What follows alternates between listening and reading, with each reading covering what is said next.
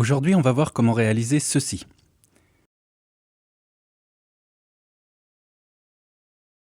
Voici un projet vide en HD 1080, 25 images par seconde pour une durée de 5 secondes. Commençons par importer l'image qui servira de background au projet. Le fichier est à votre disposition sous la vidéo si vous le souhaitez. Pour importer un média dans votre composition, cliquez simplement sur le bouton Importer ici, ou faites un clic droit dans cette zone puis Importer, ou encore avec le raccourci Commande I.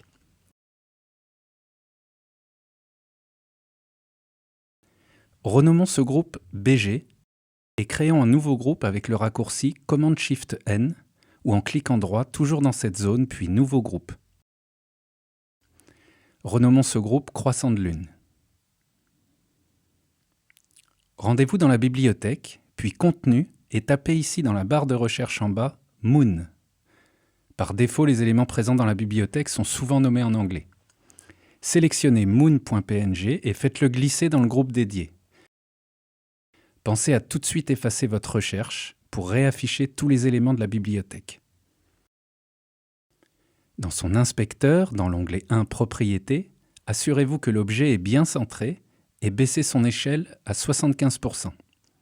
OK. Pour faire l'effet du croissant, nous allons utiliser un masque de forme. Je retrouve cet outil ici dans la barre des outils de création. Assurez-vous d'avoir sélectionné l'objet Moon, puis sélectionnez le masque de forme circulaire dans la liste. Comme pour créer un cercle, laissez cliquer dans le canevas et créez le masque en maintenant Shift pour obtenir un cercle parfait. Rendez-vous dans l'inspecteur du masque, Propriétés, et réinitialisez sa position ici. Allons ensuite dans l'onglet 4 du masque et cochez l'option Inverser le masque. C'est maintenant simple de régler le rayon du masque circulaire pour qu'il recouvre complètement la Lune. En déplaçant le masque, on obtient le croissant de Lune.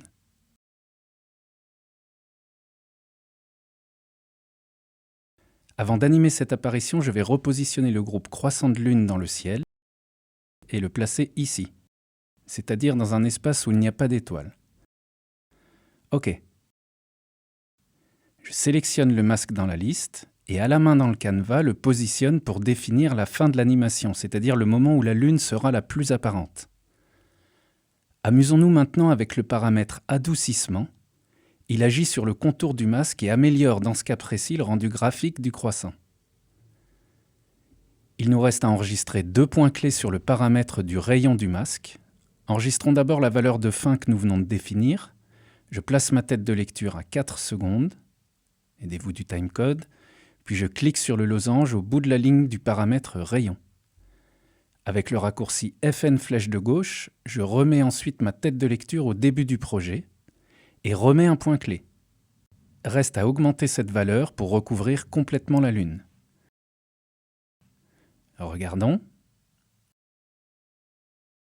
OK. Sélectionnons maintenant le calque Moon et appliquons-lui quelques filtres pour améliorer notre rendu.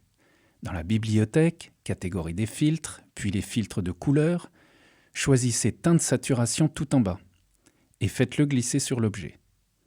Dans son inspecteur, dans l'onglet 3 Filtres, rentrons une valeur de teinte de 175 pour aider l'objet à se fondre dans l'environnement. Toujours dans la catégorie Filtres de la bibliothèque, puis Éclat cette fois, sélectionnez le filtre Néon et appliquez-le au calque Moon. Dans son inspecteur, baissez la valeur du paramètre mixage à 10%. Désactivez et réactivez le filtre pour évaluer son action dans le canevas. C'est tout pour aujourd'hui, merci et à bientôt sur le blog.